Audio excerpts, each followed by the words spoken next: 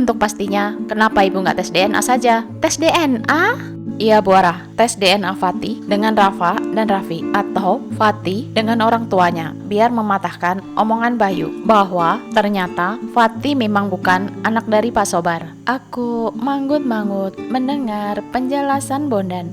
Baiklah Bondan, makasih atas semuanya. Saya akan melakukan tes DNA. Sama-sama Bu Ara. Bondan meninggalkan ruanganku. Aku begitu senang akan berita yang dibawa Bondan. Kukirim pesan ke Mas Ari bahwa aku ingin melakukan tes DNA antara Fatih dan putraku dan dia menyambutnya dengan sukacita.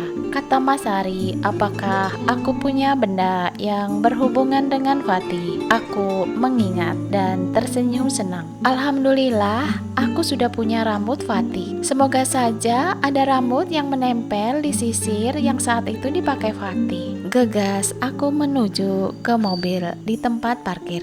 Alhamdulillah, aku begitu senang. Di sisir ada rambut Fatih yang tertinggal. Aku keluar dari mobil dan melihat ke mobil sebelah. Ada Isti dan Ikang sudah berada di dalam mobil. Isti menurunkan kaca jendelanya. Hai Ra, lagi ngapain? Oh, ambil sisir. Aku memperlihatkan mengangkat sisir di tangan kananku. Isti tersenyum. Ikang membuka pintu dan memutar menghampiriku. Aku mematung melihat Ikang yang sudah menyisir rambutnya dengan sisir yang kupegang. Kukira dia mau ngapain, ternyata dia perlu menyisir rambutnya. Dia menyisir di depan spion mobilnya sambil membungkuk. Ikang, kau? Aku geregetan dan kesal menatapnya. Kamu marah kepadaku Ra, gara-gara aku pinjam sisir ini. Ikang mendecih sambil mengembalikan sisirnya kepadaku. Aku hanya melihat sisir tersebut dengan perasaan yang masih kesal. Pupus sudah harapanku untuk melakukan tes DNA Fatih dengan putraku secepatnya. Ikang kembali lagi ke dalam mobil sambil mengucapkan terima kasih. Aku diam saja. Ra, jangan marah. Tadi Ikang lupa menyisir rambutnya. Soalnya kita mau ketemu klien. Dah, aku hanya memandangi mobil yang ditumpangi mereka sampai tidak kelihatan. Aku masih saja kesal dan marah. Dasar mereka, seenaknya saja. Kalian gak tahu sih, untuk mendapatkan rambut Fatih, aku harus menempuh jarak yang sangat jauh dan lama. Dasar, sebel gua. Aku menggerutu kesal. Ku kembali ke kantorku mengerjakan aktivitas seperti biasa, memeriksa laporan. Masih saja ada perasaan kesal di hati. Ku memberitahukan ke Lita agar memesankan makanan saja, ingin makan siang di ruanganku sendirian. Aku malas bertemu Ikang dan Isti di kantin. Menjelang pulang, aku merapikan laptop dan berkas-berkas di mejaku. Aku menunggu waktu. 15 menit lagi waktu pulang terasa lama jika kita menanti tanpa ada aktivitas apapun. Ku coba menghubungi nomor Fatih, namun di reject. Ku coba kembali, hasilnya tetap sama. Mungkin dia sedang sibuk. Aku tidak menghubunginya lagi. Kulirik jam dinding 10 menit lagi. Rasanya benar-benar bosan. Beginikah rasanya? Biasanya 10 menit sebelum pulang, Isti mendatangiku. Kita hanya ngobrol saja atau dia membantu berkemas meskipun mejaku sudah rapi. Hari ini serasa sepi karena aku mendiamkannya. Bel pulang pun berbunyi di luar ruanganku. Aku tersenyum senang. Kubuka pintu dan bertemu Lita yang sudah siap dengan tasnya hendak pulang. Aku mengidarkan pandangan ke seluruh ruangan, namun tak terlihat batang hidung Ikang dan Isti. Mereka sudah pulang duluan, Lita. Siapa, Bu? Ikang dan Isti. Loh, Ibu nggak tahu ya? Tahu apa? Kan mereka dari sebelum makan siang keluar. Mereka, Ikang dan Isti, semuanya, Bu. Semua? Aku kaget dan penasaran. Kenapa semua timku keluar? Aku tidak tahu. Kenapa mereka harus kucing-kucingan denganku? Lita hanya mengangguk kepadaku. Ketika aku minta penjelasan kepadanya, dia juga tidak tahu. Awalnya aku mengira Lita juga ikut menutupi kepergian mereka, namun ternyata dia berkata sebenarnya dan tidak berbohong. Terlihat dari sorotan matanya yang memperlihatkan kejujuran. Aku semakin kesal saja. Berarti tadi siang ketika Ikang dan Isti di mobil itu, mereka pergi dengan alasan bertemu klien. Ah, dasar. Kenapa nggak mengajakku? Memangnya ada yang mereka sembunyikan? Aku melajukan mobilku pulang ke rumah. Malamnya aku menghubungi Fatih, namun masih saja tidak diangkat. Aku membuang nafas kasar. Aku kesal. Hari ini semua orang membuat hatiku menjadi kesal. 2 minggu telah berlalu, mereka masih saja tidak membuka mulut untuk berterus terang kepadaku. Kesal sih, namun buat apa dipikirkan? Mungkin mereka seperti itu untuk kebaikanku. Is, kamu bisa mengerjakan ini sendirian? Isti mengangguk. Kami berdua duduk di sofa ruanganku sedang memeriksa berkas. Isti sudah tahu bahwa aku dipanggil menghadap Papa di lantai atas. Ketika sampai di sana, tidak hanya Mas Ari yang duduk bersama Papa, namun ada tamu yang lain. Ada Dokter Ridwan mendampingi seseorang yang belum pernah kulihat. Aku mengangguk pelan untuk menghormati tamu tersebut. Papa memperkenalkan kami. Ternyata tamunya adalah dokter ketua dari tim forensik. Wajahku langsung berbinar senang. Maaf, saat pembongkaran kuburan, saya tidak bisa menghadirinya karena masih ada di kota lain. Aku mengangguk kepada Dr. Alfariski Abdul, SPF, dan memakluminya. Terlihat dia begitu berwibawa.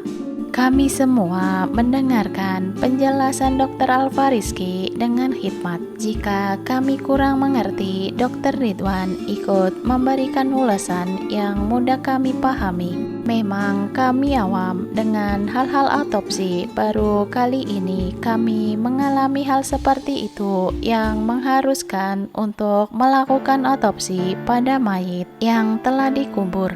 Setelah panjang lebar, Dr. Alfariski memberikan penjelasannya. Beliau memberikan berkas-berkas ke Papa. Wajahku menjadi tegang. Papa membuka map yang dia pegang. Aku deg-degan menunggu Papa mengucapkan sesuatu. Kulirik Mas Ari, dia tersenyum padaku. Dia menggeser duduknya dan memegang tanganku yang sudah dari tadi aku remas-remas sendiri karena tegang. Ra, apapun yang tertulis di sini, kamu harus menerimanya dan ikhlas karena apapun hasilnya nanti, itu sudah kehendak Tuhan yang Maha Kuasa. Papa memberikan wejangan kepadaku. Iya, Pak.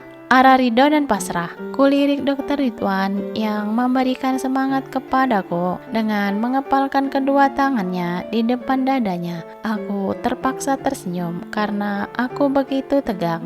Rilekslah, Mas Ari berbisik di telingaku. Bismillahirrohmanirrohim. Papa melanjutkan mengambil selembar kertas yang berada di dalam map dan membacanya. Aku begitu ingin mendengarnya. Tak sabar rasanya hati ini. Papa sengaja melambatkannya. Papa terdiam.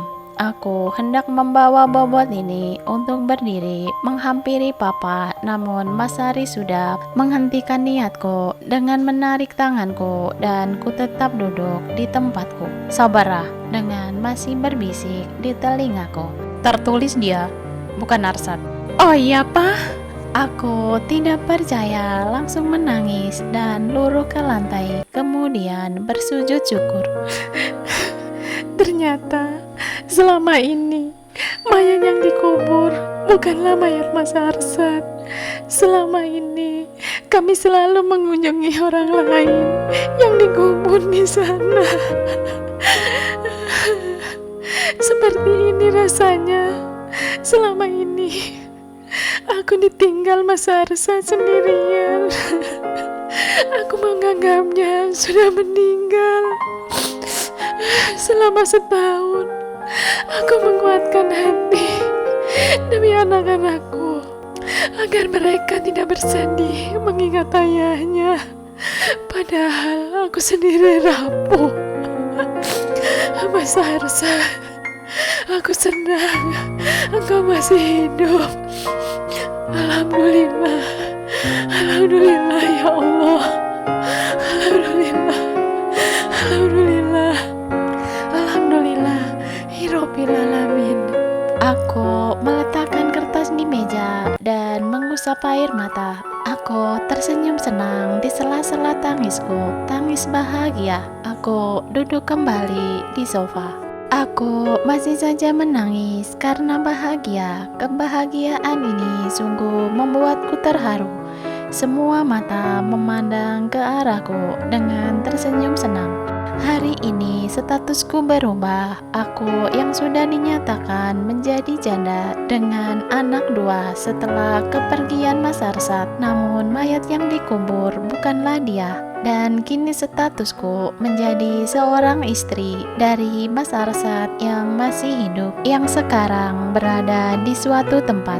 Pikiranku tertuju ke Fatih yang sangat mirip dengan Mas Arsat. Berarti memang benar dia Mas Arsat dengan bukti-bukti yang diberikan Bondan. Tapi bukti itu tidak bisa membuatku langsung mengajak Fatih ke rumah dan meninggalkan kampung tersebut. Sementara Fatih sendiri hilang ingatan dan tidak mengingat jika dirinya Mas Arsat. Ra, sudah. Mas Hari menggoyang-goyangkan badanku. Aku mengangguk. Dokter, saya mau nanya. Aku ingin menyampaikan unek-unekku. Silakan. Apakah bisa diketahui nama dari mayat yang dikubur? Untuk nama mayat tersebut kami tidak bisa. Tapi ciri-ciri dari si mayat tersebut sudah ada di berkas semuanya. Silakan ditindaklanjuti. Aku menoleh ke Papa. Papa mengangguk. Makasih Dokter Alfariski, Anda sudah membantu kami. Makasih. Dokter Alfariski berdiri dan bersalaman dengan kami. Papa dan Dokter Ridwan mengantarkannya keluar. Lah, Mas Ari seneng banget. Ternyata Arsat masih hidup. Mungkin Fatih yang kau ceritakan itu memang benar Arsat. Iya Mas, sekarang aku yakin. Baiklah, apa yang perlu aku bantu? Kamu bantu Papa saja, Ri. Sela Papa yang berjalan ke arah kami dari pintu bersama Dokter Ridwan. Kami kaget. Papa sudah ada di sini saja. Aku pura-pura sewot dan tersenyum. Mereka berdua duduk kembali di sofa bersama kami. Memang bantu apa, Pak? Kita konsultasikan ke Kapolda. Oke, Pak. Siap. Terlihat Dokter Ridwan tersenyum melihat kami. Kamu senang, Rah? Arsat masih hidup? Aku mengangguk. Om Ridwan, Ara mau nanya. Boleh. Apa? Aku mau tes DNA antara anakku dengan seseorang. Dokter Ridwan terlihat tersenyum. Bisa saja dengan Fatih? Aku melongo dibuatnya. Om Ridwan tahu tentang Fatih. Kualihkan pandangan ke Papa. Papa juga tersenyum sambil mengangguk. Papa sudah tahu. Akhirnya netra ini tertumpuk pada Mas Ari. Dia hanya memandang ke arah langit-langit ruangan, berusaha menghindar. Mas Ari? Sorry Ra, mereka juga harus tahu, apalagi Papa. Iya kan Pak? Papa mengangguk. Maaf Pak, Ara tidak bermaksud menyembunyikannya. Ara? Papa mengerti. Terlihat guratan di sekitar netra Papa ketika tersenyum dengan tulus. Papa masih saja senang. Kami tersenyum bersama. Sekretaris Papa mengetuk pintu dan masuk. Dia mengangguk pelan ke Papa. Maaf Pak Presdir, Pak Johan ingin menghadap. Aku terbeliak. Johan? Kenapa Johan menghadap Papa? Bersambung ke bab selanjutnya. Terima kasih sudah menonton hingga akhir. Dukung kami dengan cara like, komen, dan subscribe.